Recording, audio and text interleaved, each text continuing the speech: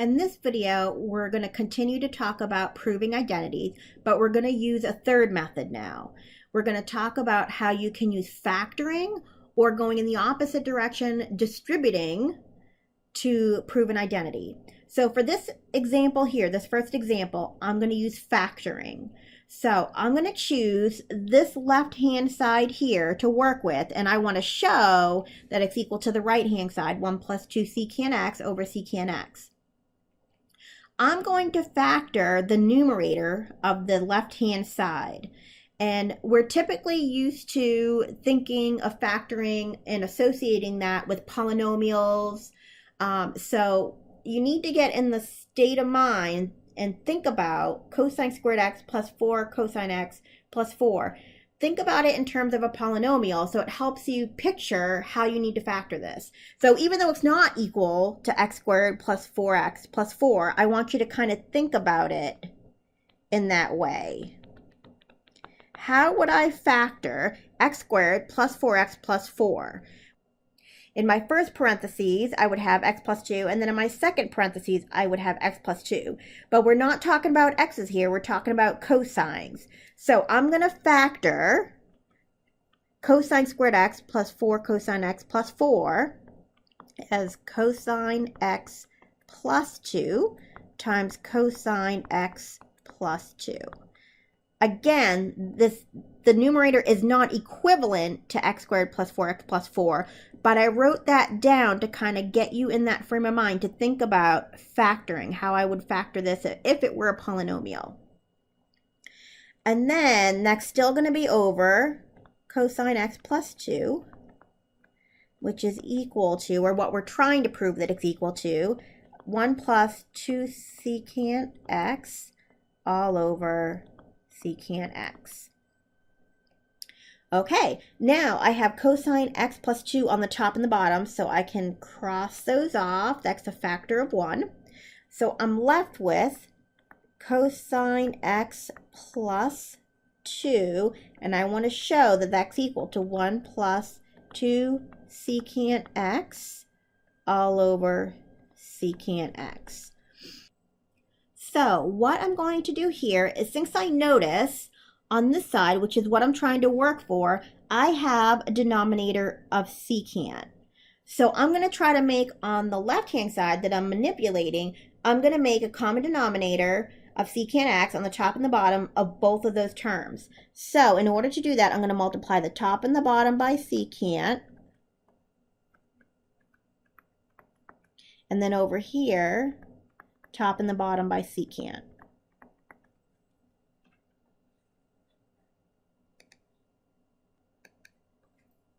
Okay, next page. So what we've got so far is secant x times cosecant x all over secant x plus 2 times secant x all over secant x.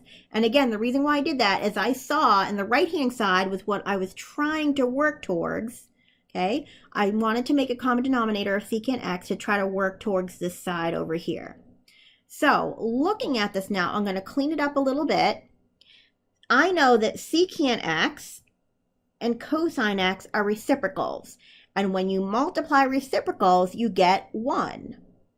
It's just like if I have 2 times a half or 1/3 times 3. When you multiply reciprocals, you get 1. So I get 1 over secant x plus 2 secant x over secant x. And I'm trying to make it equal to the 1 plus 2 secant x over secant. And now I can combine my fractions. I have a common denominator. So 1 plus 2 secant x all over secant x is equal to 1 plus 2 secant x all over secant x. And we just showed that those two sides of the equations are equal by factoring and cleaning it up and making common denominators and doing our manipulation with algebra.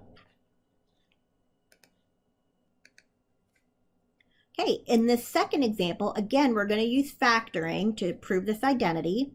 We have cosine to the fourth minus sine to the fourth. is equal to 1 minus 2 sine squared x. So I'm going to use this side.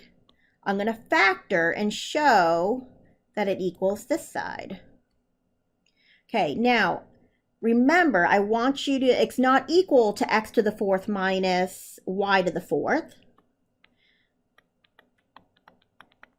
But I want you to think about it in this way. Okay, if I had two things raised to the fourth and separated by a minus, this is the difference of a perfect square. I can rewrite it. If I'm looking at this expression here, I can rewrite it as x squared minus y squared times x squared plus y squared. It's the difference of squares. So I'm going to apply that idea to cosine to the fourth minus sine to the fourth.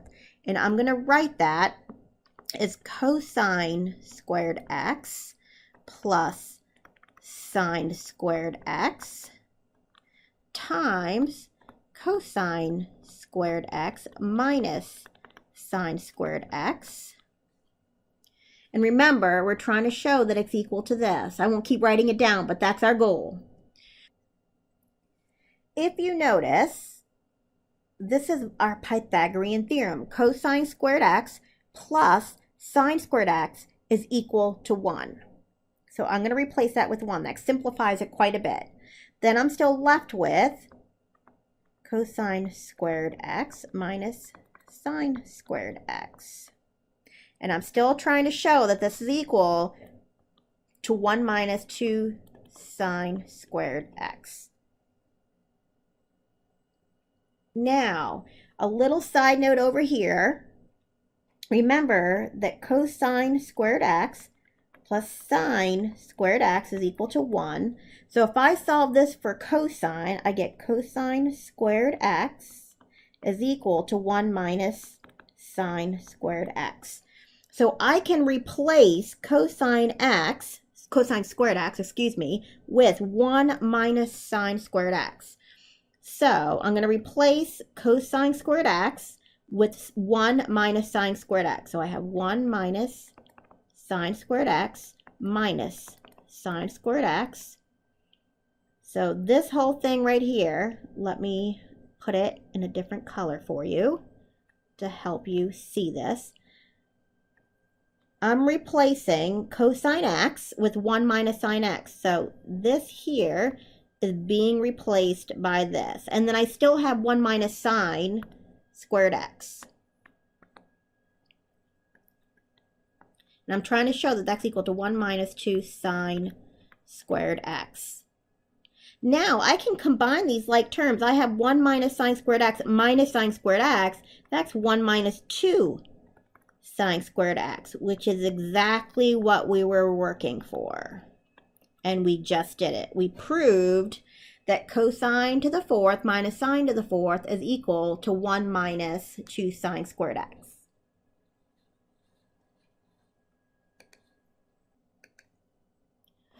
Okay, last example. The previous two examples we've done, we've used factoring to prove an identity. Now we're going to distribute or multiply to find or to solve an identity. So we're going to try to show that cosine minus sine squared plus cosine plus sine squared is going to be equal to 2.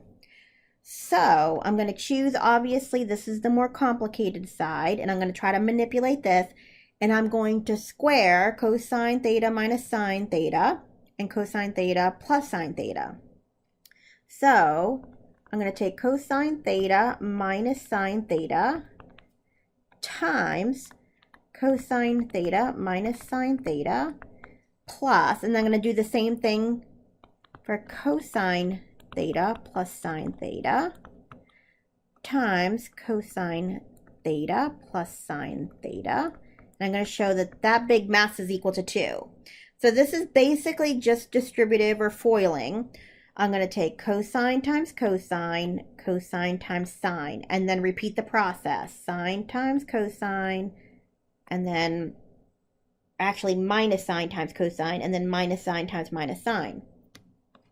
When I do that, I get cosine squared theta minus 2 cosine theta sine theta, because we add the middle terms and we get the minus 2 cosine sine.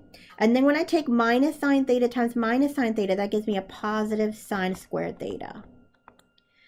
Now I'm going to do the same thing for this one right here. I'm going to FOIL it out. That's going to give me cosine squared theta plus 2 cosine theta sine theta. And then when I take sine theta times sine theta, that gives me sine squared theta. And I want to show that that's all equal to 2. So all I did was multiply all this out, and I'm going to now combine like terms and see if I can get this equal to 2. I know that cosine squared plus sine squared is equal to 1. So these two terms right here combine as 1. And then that leaves me minus 2 cosine theta sine theta. And then this cosine theta and this sine squared theta, when I add those up, I get 1 as well. So I get another 1. And then that leaves me with this here, plus 2 cosine theta sine theta. Now these are exactly the same, but opposite signs. So those add up to be 0. I have minus 2 cosine sine theta and plus 2 cosine sine theta. So those disappear and give me 0. And then I have 1 plus 1 gives me 2.